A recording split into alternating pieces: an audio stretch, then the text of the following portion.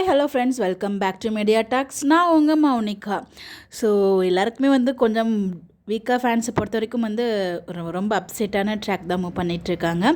So இன்றைக்கி எபிசோடில் ஒரு குட்டியான ஒரு ஹாப்பி அப்படி ஒரு குட்டி டாட்டான மொமெண்ட் என்னென்னு பார்த்தீங்கன்னா, ஸோ விஜய் மேலே நின்று பார்த்துட்ருப்பாங்க. காவேரியும் கங்காவும் பேசினதுக்கப்புறம் காவேரி பார்த்தீங்கன்னா விஜயை பார்த்துட்டு ஃபீல் பண்ணி காவேரி விஜய் கிட்ட போகிற லெவலுக்கு அடியெல்லாம் எடுத்து அந்த லெவலுக்கு அவங்க விஜய் கிட்ட பேசணும் பார்க்கணும் அந்த அளவுக்கு ஃபீல் பண்ணாங்க. அந்த இடத்துல கங்கா அப்படியே பிடிச்சி உள்ளே போன அமுச்சு விட்டாங்க. ஸோ காவேரிக்கு அவர் கூப்பிட்டு இருக்காரு. ஸோ இந்த இடத்துல காவேரிக்கே இன்னும் புரியல.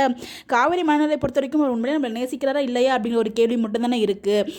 ஆனால் ஏன் அவர் நம்மளுக்காக இவ்வளோ தூரம் பேசுகிறாரு, இவ்வளோ தூரம் பண்ணுறாருல, அப்போவும் ஏன் காவேரிக்கு ஒன்றும் நம்பிக்கை இல்லை, நம்ம தான் லவ் பண்ணுறாரு நம்பிக்கை இல்லை அப்படின்னு எனக்கு புரியல. ஸோ இன்னொரு பக்கம் நம்ம விஜய் ரொம்பவே நம்பிக்கையாக இருக்கார். கண்டிப்பாக எனக்கு நம்பிக்கை இருக்குது, காவேரி போக மாட்டா, இங்கே தான் இருப்பா அப்படின்னு சொல்லிட்டு நம்ம விஜய் அவ்வளோ நம்பிக்கையாக பேசுகிறாரு. அந்த நம்பிக்கை கண்டிப்பாக என்ன நடக்க போகுது நம்ம எல்லாருக்குமே தெரிஞ்சிருக்கும். ஸோ அவங்க வீட்டை காலி பண்ண போகிறது கன்ஃபார்ம். அதில் எந்த ஒரு டவுட்டுமே இல்லை.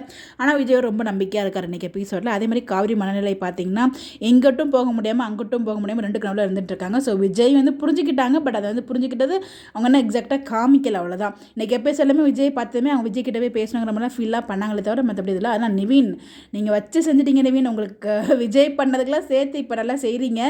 இன்றைக்கி யமுனாவை பலாரும் ஒரு அரை விட்டுருந்தானா கொஞ்சம் ஹாப்பியாக இருந்திருக்கும். அதை அவர் பண்ணலை. அப்படியே கோவமாக எப்பயும் போல் ஏதோ சொல்லியிருக்கார் அந்த இடத்துல, அவ்வளோதான். இது மாதிரி உண்மையிலே இப்போ விஜய்க்கு லவ் இருக்குது அப்படின்னு சொல்லியிருக்காரு. பட் ரொம்ப கான்ஃபிடென்ட்டாக சொல்ல. அப்போ விஜய் எவ்வளோ கான்ஃபிடென்ட்டாக இருந்தார். நம்ம ரெண்டு பேரும் கல்யாணம் பண்ணி வச்சது காரணமே விஜயோட ஒரு செல்ஃபிஷும் ஒரு ரீசன் அப்படிங்கிற மாதிரி எல்லாமே இதெல்லாம் சொல்கிறீங்க. அது ரொம்ப கான்ஃபிடென்ட்டாக பேசினேன். அப்போ அப்படி இருக்கலாம். இப்போ ஆனால் எல்லாருக்கும் அந்த வெண்ணிலான்னு ஒருத்தவங்க வந்ததுக்கப்புறம் தான் விஜய் மாதிரி இன்னும் நம்பிக்கை போன மாதிரி இருக்குது. வெண்ணிலா வரதுக்கு முன்னாடியாக இருக்கும். இப்போ கண்டிப்பாக விஜய் மாமா மேலே லவ்வே இல்லை அப்படிங்கிற மாதிரி நம்ம யமுனா சொல்கிறாங்க. எல்லா பிரச்சனைக்காரும் நீ தான் யமுனா, நல்லா பண்ணுறீங்க அப்படிங்கிற மாதிரி தான் இருக்குது. இன்னொரு பக்கம் அவங்க அம்மா கண்டிப்பாக கொடைக்கானல் போய் அவங்க நின்றுட்டுருக்காங்க. அதை எப்படி பேசி சமாளிப்பாங்க, அதில் எப்படி அவங்க கொடைக்கானல் போக மாட்டாங்க, சென்னை ட்ராக் தான் போக போகுது.